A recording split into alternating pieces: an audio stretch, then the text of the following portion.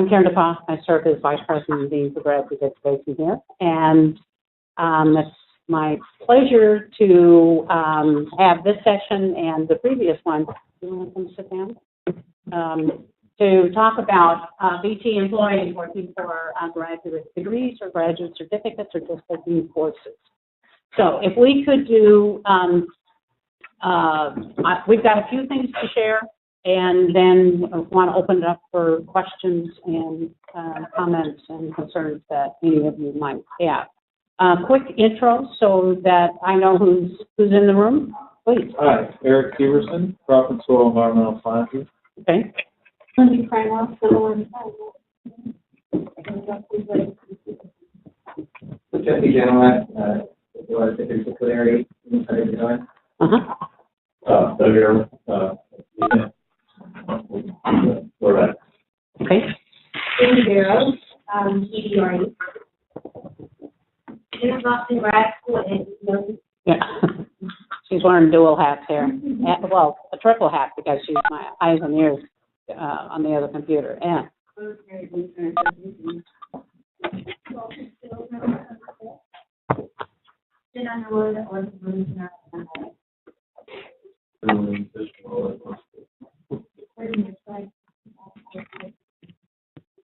Andy Levine, of course.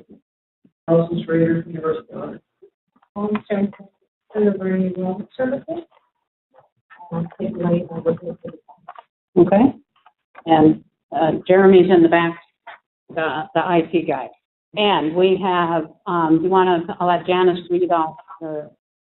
For online, we have Allison, Holly, Jennifer, John, Joshua, Justin, Kelly, Michelle, Stacy, Rebecca, R. Silver, Ryan, Tracy.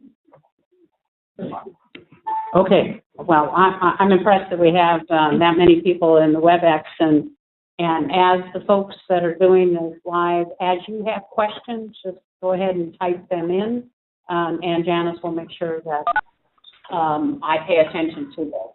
So, okay. And I'm assuming that this is being live to the WebEx folks as well. The topics that we want to cover today, and some of them will be brief, and we'll spend time on those that we need to spend more time on those. One is to just talk about what your goals are, just so we get a sense of whether you're looking for a degree or just courses. We'll talk about admissions. We'll talk about academic progress a little bit for you all as VT employees. This one, the next one on the potential conflicts and resolutions, they're basically in three areas. And because of your dual role, we have to identify those potential conflicts, and we need to have some kind of resolution on them. These are not impossible, but it is something that is required that we need to go through. So obviously it will deal with the chair and the composition of your committee, the research that you do, and the time that is allotted to that, and access and personnel issues in terms of student records and other things, for example. We'll talk about the doctoral residency program as well. This is not in-state or out-of-state. This is the doctoral residency and the requirements that we do have. And we have multiple ways of addressing those. And the last thing we'll talk about is the ethics requirement, the brand new requirement that was approved by the Commission on Grad Studies and Policy. And essentially it is effective for people students entering in the fall of 14. So I'm assuming that because you're all here, you've already entered, and so it might not be a requirement for you, but I would encourage you. I want you to know about it, number one, and take advantage of it as might be appropriate. Okay. Anything else that you think we need to hit? Make them up later. Okay. In terms of, first, degree certificate or course only. Degree seekers, certificates? Okay, so you all have some kind, and I'm going to assume that most of the people, Janice, are degree seekers or certificates. Because if you're only taking courses, I'll just answer that question. If you're only taking courses, then there's not really the need for official admission to a degree program or certificate. And again, if you haven't been officially admitted to the graduate degree program, you will need to do that, or graduate certificate, in order to be in our system as a degree seeker or a certificate seeker, and then the requirements of filing a plan of study for degree folks, et cetera. How many of you are officially admitted? Okay, and that's good. And for the folks that are WebExing this, if you haven't been officially admitted, you can check with Janice on what that process would be. Academic progress. Many of you know that it is important that you make academic progress. You're doing this not full-time because you have lives, you have your day job, and so this is your fun after work hours or whatever. And what is important here is that you get feedback from your department, your degree program. It is required of all graduate students to have academic annual progress review.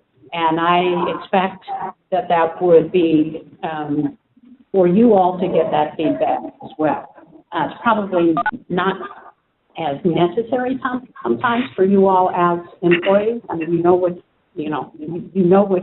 you're doing, but I would encourage you just to check in with the department, so that your academic department, so that they are reminded that you are a grad student as well, and that you are going through, that you're getting the feedback, so they don't get surprised and you don't get surprised when you think you're done and they don't think you're done. So, so I would encourage you to just check in. Obviously, one of the things is a plan of study that you would need to file, and there's all kinds of details that go with that. It's the formulation of the courses that you will take, who will serve on your committee, academic progress. Also, if you're master's, if it's PhD, then it's also dealing with prelims and a number of other things that might be required from the department, like qualifying exams, separate from the prelims or the final oral defense. Okay, something else was in and out of my head. How many of you have plans of study on file? Okay, great. And I'm assuming there's a mixture. Some of you are very new to the process and aren't yet at the plan of study stage. There's also, when you get to the final end, there's the application for a degree, there's the final exam, there's the rest of the paperwork things to get completed so that you can commence if you so choose to do that. More importantly, it's the awarding of the certificate, awarding of the diploma. Questions or comments you have about academic progress or admissions or plan of study? Most of you have a plan of study. Okay. The potential conflicts, and there's a couple of Virginia Tech policies that are in play here, but we categorize them as potential conflict of time, commitment, and interest or effort, and there, as I've said, there's always some kind of resolution. But these have to be declared, they have to be addressed, and Rosemary, who knows a lot, can add some more information as well. So a couple ones that we have here on the screen. One is the degree and the employment home. And for the most part, as I heard people introduce themselves, your degree is not where you are employed. But if it is, there needs to be that separation. It's a whole lot easier to deal with potential conflict when you're not trying to seek a degree in the department in which you are employed. So, is anybody in that situation? Okay, we have a few of you. So, you have some, then, potential conflicts. I mean, the others may as well. But, and what would have to be limited is your access to records, like other student records. That may not be the case, okay? Access to personnel records, like your advisor. You know, sometimes I think you might want to get them, but you know, but those are the type of things. So you would have to think through any of those potential conflicts. Your supervisor on your day job cannot be your advisor for your thesis or for your master's or dissertation. And if that is potential for any people who are on the WebEx or here, we need to address that. The policy is very clear that cannot happen. The person can't even serve on the committee according to policy. For some, that may seem questionable because this person may be the best expert, but it is the dual role of being a supervisor and being an advisor. For the most part, the problems don't arise, but when they do, they're very ugly. And so the policy is clear that cannot serve on the committee. Now, those of you who are getting degrees in other departments, that same thing applies for you, that you may have people on your committee or your advisor can't chair or can't serve on that committee, even though it's in EBA or something like that. So, the research that you do is not what it can't be what you're getting paid to do. It can be related. It has to be separate from your day job, again. So if you're working, well, I don't need to create an example. You can get that. So this has to be addressed on the timing that you're doing. You've got 40 hours a week, supposedly 40 hours a week that we all work. Your dissertation research, your thesis research, the courses are all above and beyond that. So you have the benefit of having the ability to take courses and to earn a degree, but it is separate from what it is you're doing in your day job. And there are some interesting situations at times where the research that you do for your dissertation, for example, or thesis, but it cannot be what you are getting paid to do. Any questions or thoughts or comments? Rosemary, do you want to add? Okay. Clear? Rosemary, other things forgotten?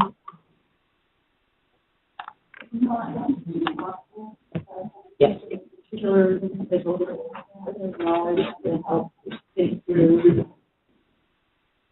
Yes, it would be important. There is a form, and I'll show you that in a minute, that you will need to complete on the conflicts.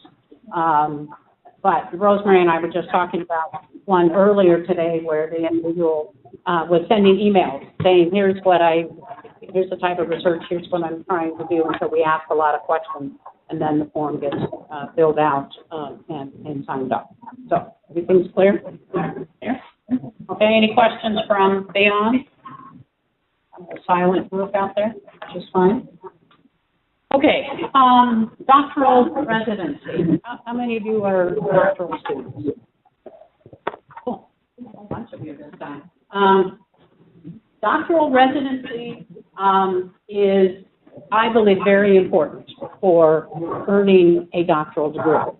And it's not, for me, just being enrolled full-time. What it really is about is allowing you the opportunity to get the disciplinary or interdisciplinary depth and breadth. It's important that you don't, that anybody who earns a doctoral degree has this opportunity. It's also about scholarly immersion, spending that time getting really focused in on the research that you're doing, the scholarship that you are pursuing as part of your doctoral degree. It is also about professional socialization and in your academic discipline or disciplines. It's and you all are very much aware of professional socialization, but it is in your academic discipline, not just where it is work. And it's understanding more about the professional practices that you should be gaining this kind of experience as you are working on your doctoral degree.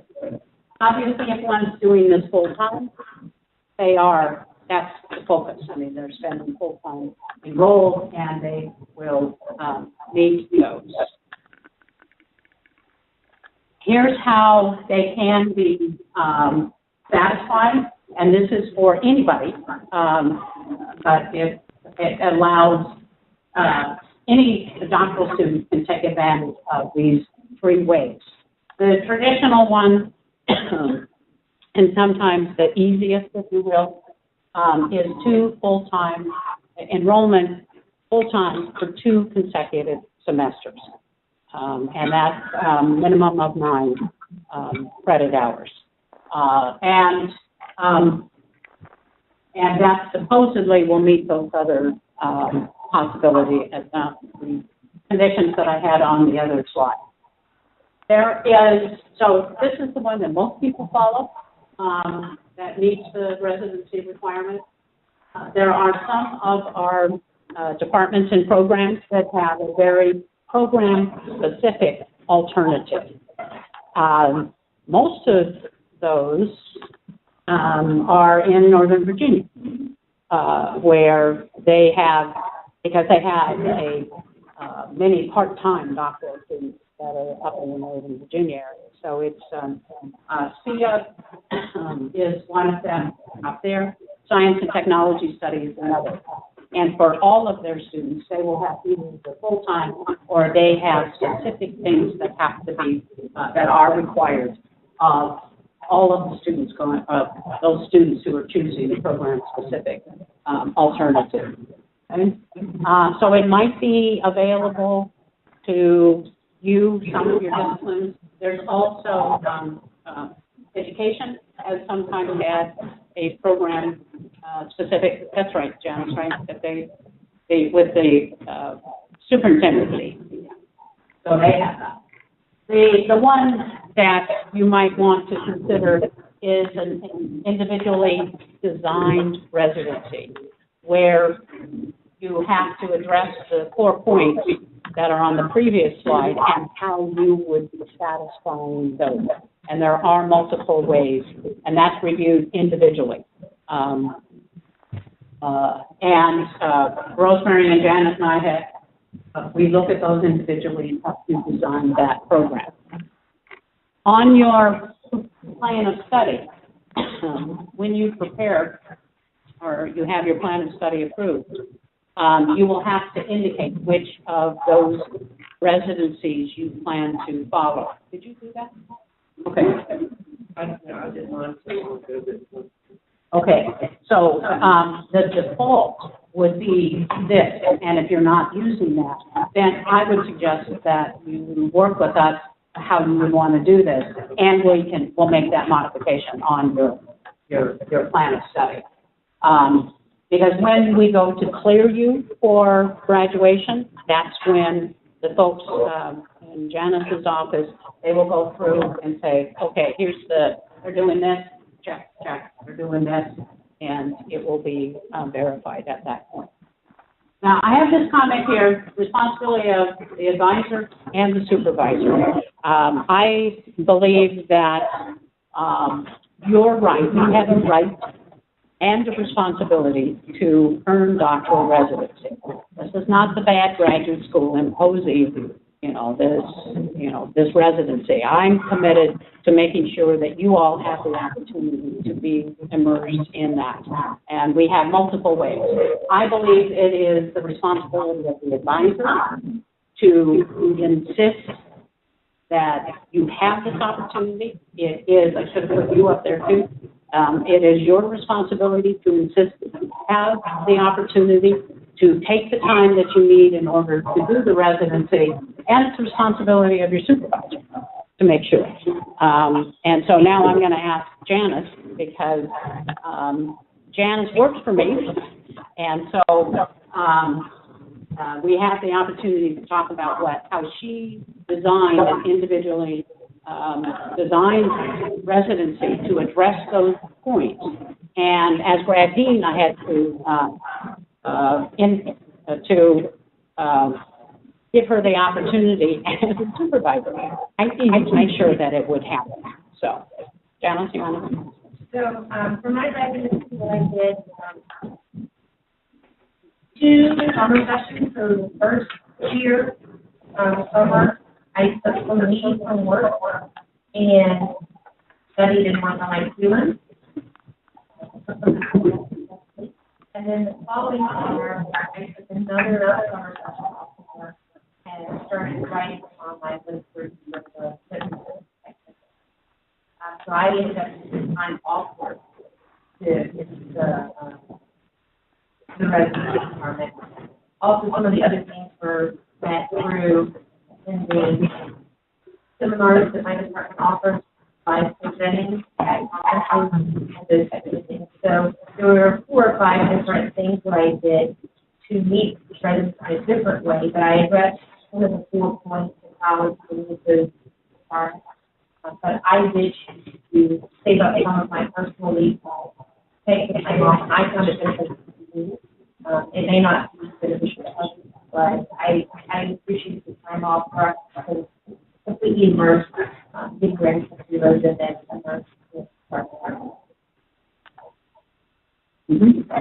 And other examples have been that someone, I know a couple of people who have gone on 80% time, 81% time, whatever, make sure you get all the benefits. And that happened over, I think, a year. So someone basically had said, this Friday, 1 day a week, that's my day, I'm doing the scholarship, and the supervisor said that's fine. And it worked well with the committee as well. Now, not all of our employees are able to take that time off. So there are other ways. I mean, I realize that those are examples that we have given, but there are other ways that it can be met. So it's a conversation that you should have with your committee members as well as your supervisor. Questions, comments, concerns about it? So maybe the department set the individual plan and work with them, or do we work with you? You can work with us to give some kind of ideas. And both your academic department, I guess it's the same, but your committee and your department need to be a part of this conversation. They have to sign off on it. But I would suggest that you think about what would work for you and your schedule in order to get it done. So don't ask them what you should do. You should develop something that works well for you and then check with us to make sure that we can sign off on it. June?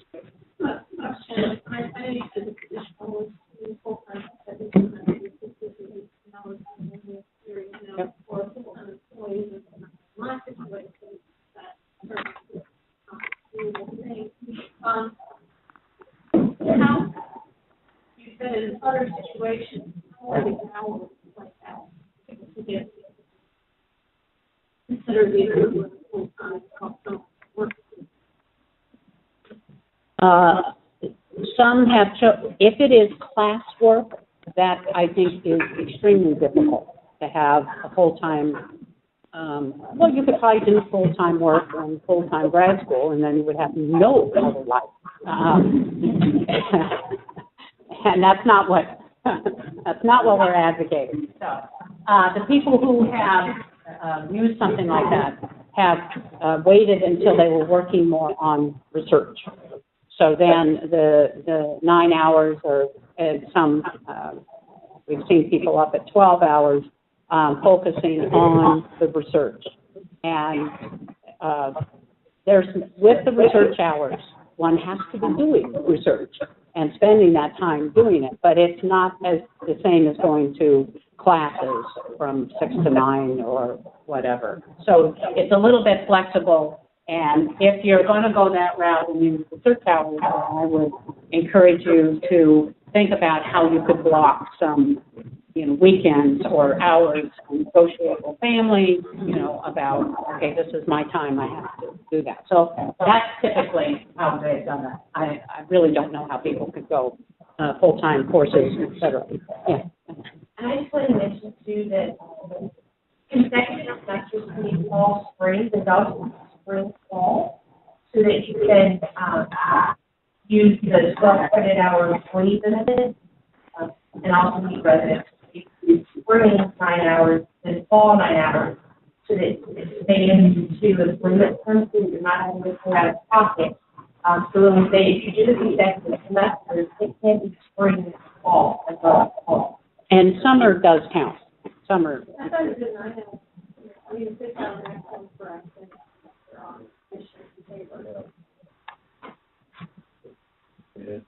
If they go above 6.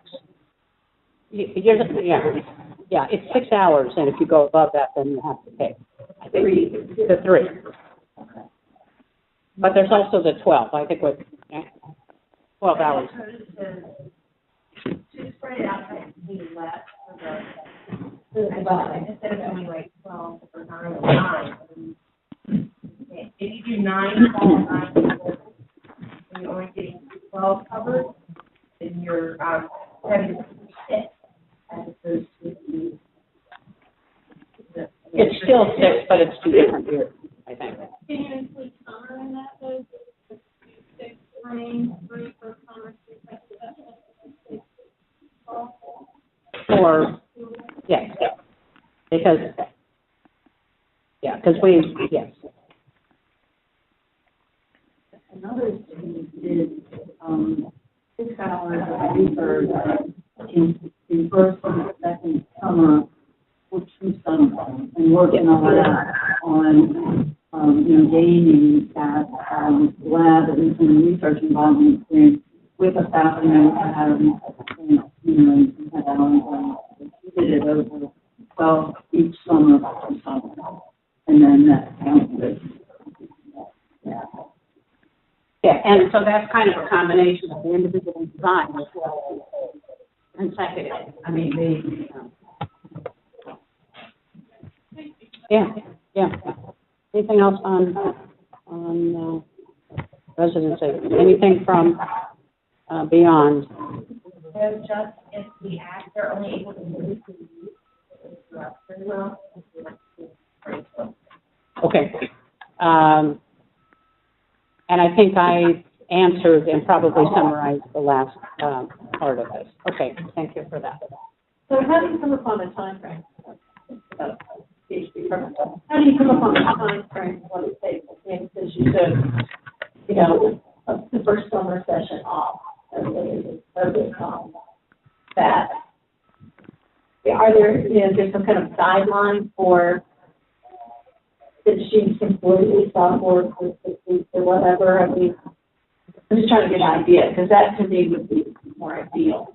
Mm-hmm. To take a group of, time off, maybe a couple days. So that there's no other things interrupting the research. The question was about timing and how does one kind of anticipate when one could take time off or looking into a PhD program. I'll ask Janice to comment a little bit on the choices that she made. But I also think, I mean, it's kind of looking at, like when the kids are graduating. Or, I mean, it's just part of the reality, or when other significant events, when you think you can, take that, focused time. And sometimes one is not going to know that until they get pretty, close to it.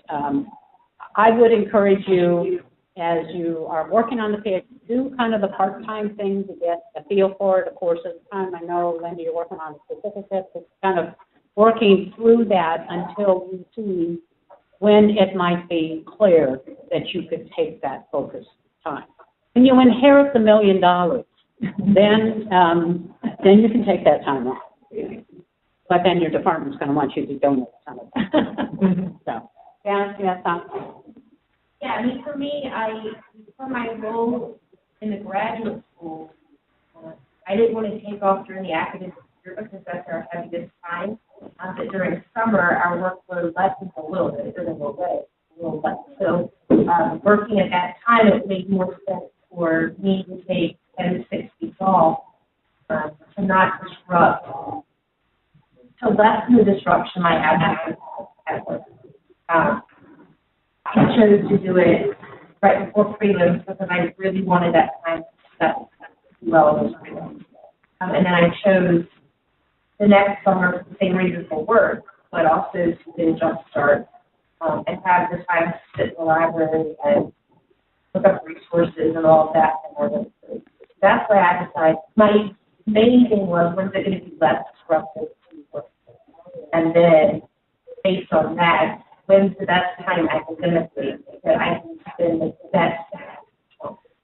For me, it was before prelims. Right. Other questions?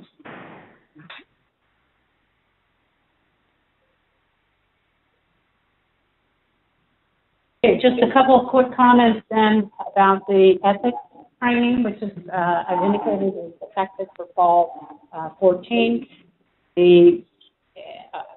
They're for all of the students who are enrolled, master's or doctoral students. Doesn't apply to certificates specifically. That there is the ethics requirement, in that there are 4 topic areas that need to be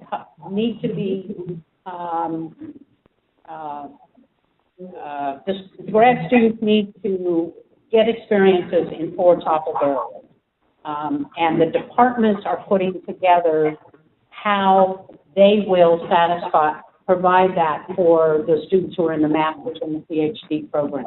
We're going to have multiple ways in which these can be met, because it will depend on whether you're getting an MFA, Master of Fine Arts, a Master of Science, a PhD, and it will vary because how it is delivered, how it is acquired will vary.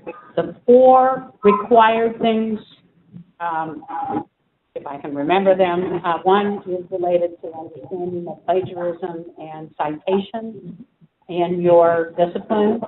And we can, this information will be more readily available as we get the plans from the various departments. So you should take a look at what your department, once the plan is approved, in your academic department, you can see what it is that that has been approved for them. So one is basically the professional citations and plagiarism and understanding that. A second one is related to understanding the honor system, the graduate honor system, and the components or the factors covered by the graduate honor system.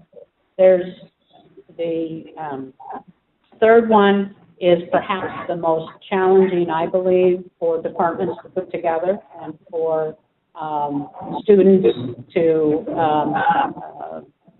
gain the information, and that is ethics in teaching, mentoring, and professional practice.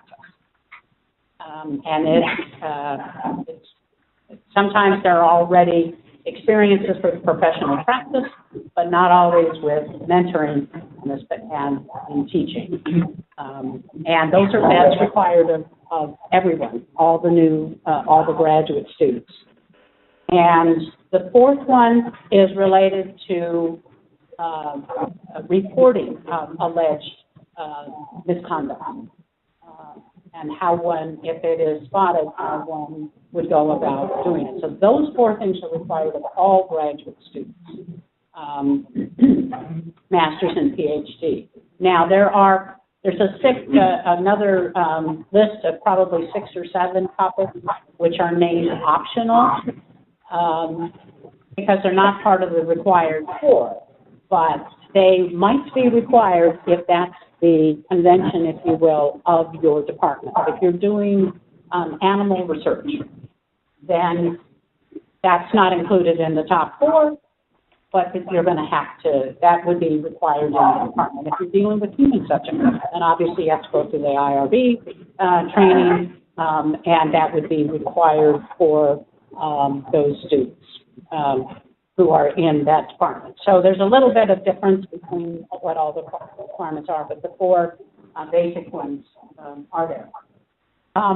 This is not an additional course requirement. That's not how it's been set up. That may be the way your department would actually put it together, but it's not really to add to your requirements. It's really important that we all understand and embrace ethics and scholarly integrity and professional behavior. I make the assumption that we do. The commission was adamant and wanted to have this requirement, and so we are implementing it. This will appear on your plan of study, and there will be another little checkbox that says ethics requirement. And when our folks go through to clear you for graduation, there will be verification needed from the department that indeed you have satisfied that, even though probably this requirement doesn't.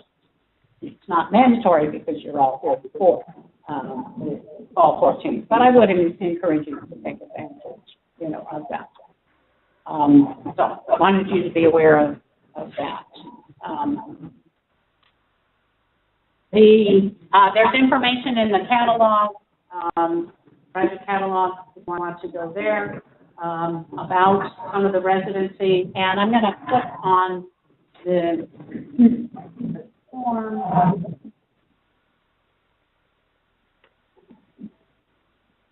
And I have it listed in the slide as conflict of interest, and it actually is called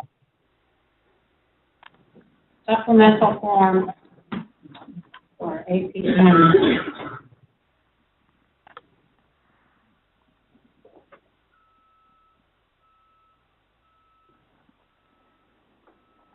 Hello there. Okay. And it is, Yep. you can find it. It's, here's where we talk about, you got all the top information, name, address, those types of things. Your plan of study can be appended here. Here's how you're going to do the residency. You can pick one of the 3. Here's where the conversation is about your research plans and identifying potential conflicts. Thank you. Conflicts of interest and how they'll be avoided, et cetera. And then the people who sign it are your supervisor. You sign it, the supervisors, the department head, your committee members, and then ultimately it comes to the grad school. So pretty straightforward. But please make sure that you get that signed off on. Yes, sir. So on that form, we need to say how we're doing our residency, which are the 3 options, but we don't have to lay out details of that until closer to the time we're doing it, you know, like we're doing it individualized. We can wait until we have a better idea of what we're doing before we submit anything on the form. Well, we will need to, on the residency, we need to have that when that is happen, when you submit this. And that's usually, it's when you're submitting the plan of study. Okay. Okay? Because this doesn't have to be done right away, and shouldn't be done right away, okay? Oh, there's with the population. No, sorry, if I didn't make that clear, it's not upon, you know, admission. There's a question online, do we complete this form if you're not a faculty or student? The question was, do you complete this form if you're not AP faculty or staff? Can I ask what you are? For example, I'm a master's student in sociology, or in the affairs, my research is not connected with my paid work. Do I need to complete this form? Or if they're like an instructor, they're a homeless instructor. Yes, for all employees, you need to complete this form. If anybody is, I forgot to ask, if anybody is a faculty member of the tenure track, these individuals are prohibited from working for graduate degrees at Virginia Tech, not instructors. But the only way that someone who is on a tenure track position can work for a degree is to get the permission of the provost to do that. It's, again, a policy that's been set in place. So I made the assumption that anybody is AP faculty or staff or instructor, you know, part-time instructor, et cetera, they would need to do this. And it needs to be done regardless of if of a conflict. Correct, yes. It's very nice when you can lay this out and we see that there's no conflict. It's absolutely delightful. But yes, it's really important because if somebody is going to audit your department or us or you in this process, it's really important that we have examined all of the possibilities and it's clear. Then there's no question. Then we know how to deal with everything. Okay. Other questions?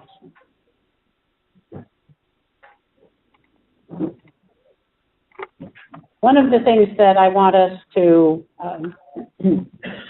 try to do is to communicate more regularly with you as employees and grad students. We have been remiss in communicating with you, and I would like, now I'm not going to bombard you, or this is, you know, it'll go into spam, but I think it's important that we try to keep in touch so that if there are questions, that you can contact us and get some of, if there's any concerns, get them resolved right up front. Because we have neglected you. And we didn't mean to neglect you. Probably some of you are thinking, I wish you had just neglected us. But it's important that we serve this constituency as well to help you in your progress. Anything else?